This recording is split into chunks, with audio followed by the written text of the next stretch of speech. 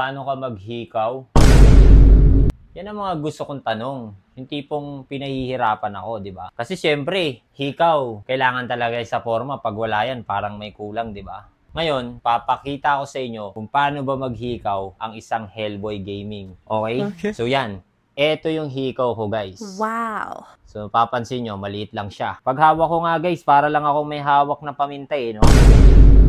Ngayon, ang tanong, paano ko ilalagay sa tenga to? Kung maliit yung hikaw, paano pa kaya yung pakaw?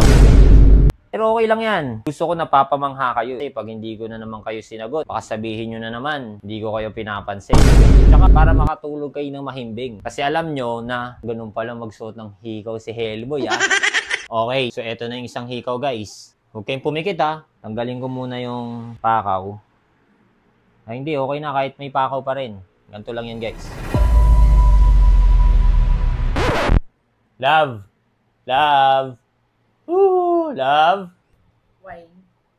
Suot ako ng hikaw. Bruh! Kala ko naman kung ano. Bango mo naman. No, right? Ito pa. Okay, ito naman sa kaliwa. Ano ba yan? Ha? Wala, papasuot na ako ng hikaw.